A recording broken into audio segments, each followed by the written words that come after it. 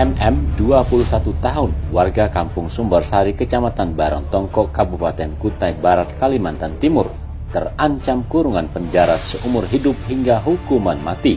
Ancaman itu akan diberikan ke pelaku akibat perbuatannya menghilangkan nyawa seorang perempuan berinisial NS alias Tasya, warga Kampung Linggang Bigung, Kecamatan Linggang Bigung, Kabupaten Kutai Barat pada Senin malam 1 Februari 2021.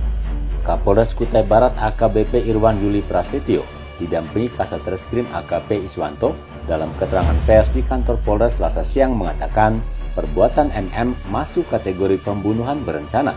Pasalnya, sesuai kronologi kejadian dan rekaman chattingan WhatsApp, terbukti ada niat pelaku menyakiti korban.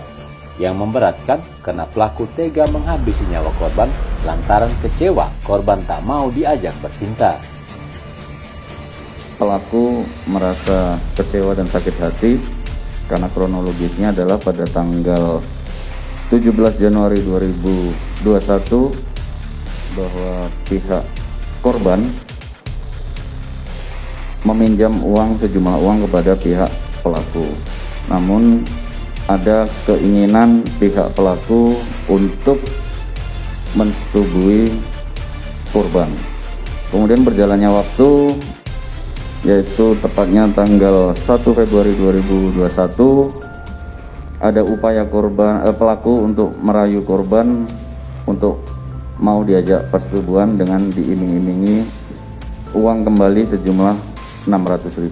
Tentunya korban merasa tergiur dan dalam perjanjian percakapan di WhatsApp yang sudah berhasil kita angkat bahwa korban akan mendatangi pelaku, sehingga pada saat terjadi transaksi tersebut atau perjanjian tersebut, pelaku menjemput korban di sekitar daerah Busur, karena pada rentetan kasusnya adalah bahwa pelaku sudah berencana melakukan penganiayaan maupun pembunuhan bagi korban. Ternyata itu juga menjadi pemicu bahwa pada saat tidak mau diajak berhubungan, pelaku langsung mengambil sebilah pisau dan melakukan pengancaman. Luka yang ada pada korban adalah luka pada leher, tusukan pada saat dia merebut pisau dari korban. Pasal yang akan kita sangkakan adalah 340 atau pembunuhan berencana. Kita subsidiarkan kepada pasal 338 dan kita subsidiarkan ke pasal 351 ayat 3 dengan ancaman hukuman maksimal hukuman mati atau seumur hidup. Korban. Kapolres menegaskan perbuatan pelaku murni aksi kriminal dan tidak ada kaitannya dengan unsur SARA. Adapun pelaku MM kini sudah ditahan polisi sejak Senin malam di ruang tahanan Polres Kutai Barat. Aparat juga sudah memasang garis polisi di lokasi kejadian. Pelaku berusaha melarikan diri, namun demikian karena ada luka di kaki kena tusuk dari korban, sehingga tidak terlalu jauh melarikan diri. Masih berada di sekitaran TKP rumah pelaku. Bahwa ini adalah sebuah tindak pidana murni yang bukan ada sangkut pautnya dengan SARA, karena memang berkembang isu di luar berkaitan dengan SARA. Ya. Terpisah keluarga dan pengurus lembaga adat besar Kabupaten Kutai Barat kepada awak media di sela-sela prosesi pemakaman jenazah M alias Tasa di Kampung Linggang Bigung Selasa sore menegaskan tetap mengikuti proses hukum yang ditangani kepolisian. Ketua Lembaga Adat Besar Kutai Barat Manar Dimansah Gamas mewakili masyarakat hukum adat di Kubar didampingi perwakilan keluarga meminta semua pihak tidak memprovokasi isu-isu melalui media sosial yang memperkeruh suasana. Sebab keluarga sudah menyerahkan proses hukum ke pihak kepolisian dan lembaga adat untuk diselesaikan secara hukum positif maupun hukum adat.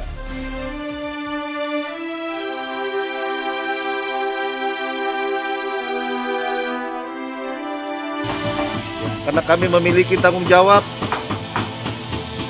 ingin melihat Kutai Barat tetap kondusif dan aman. Oleh karena itu, kami segera rapat koordinasi dan kesimpulannya bahwa kami mendorong penegakan hukum seadil-adilnya transparan dan akuntabel. Lalu bahwa dari sisi adat akan melaksanakan sidang adat pada hari Kamis untuk menentukan nilai-nilai adat terhadap perbuatan yang telah dilakukan oleh saudara Munawir. Jadi untuk itu, ya saya menghimbau kepada masyarakat agar jangan terprovokasi, jangan terhasut oleh isu dan suasana ini. Karena ini adalah murni kasus kriminal yang telah ditangani oleh kepolisian. Dan kearifan lokal kita juga akan menentukan sikapnya pada hari Kamis. Sehingga karena itu saya himbau ya agar masyarakat dapat menahan diri, jangan melakukan tindakan-tindakan yang bisa merugikan diri kita sendiri, terlebih bisa mengancam stabilitas daerah kita.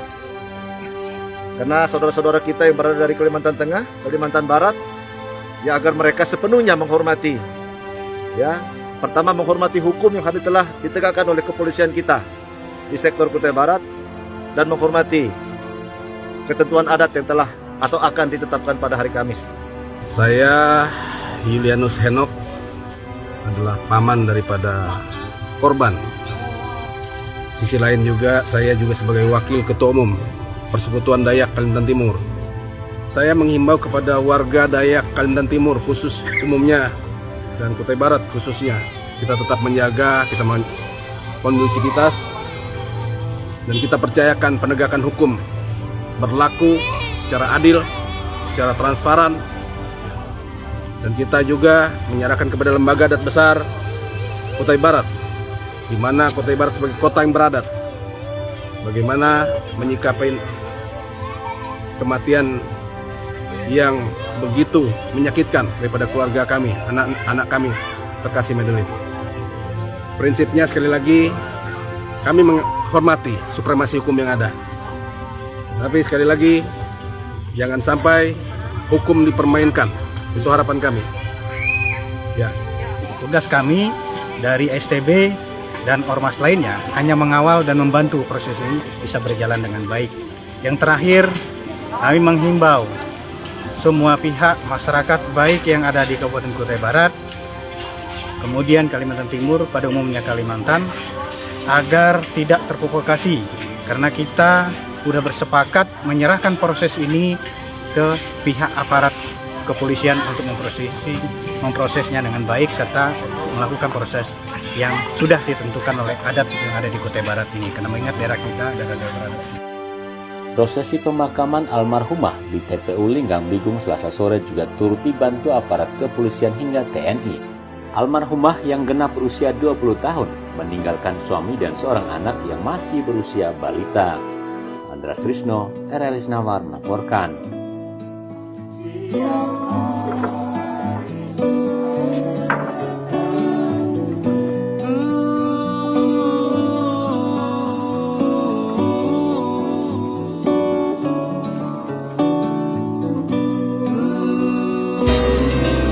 RRI Radio Tangga Bencana COVID-19.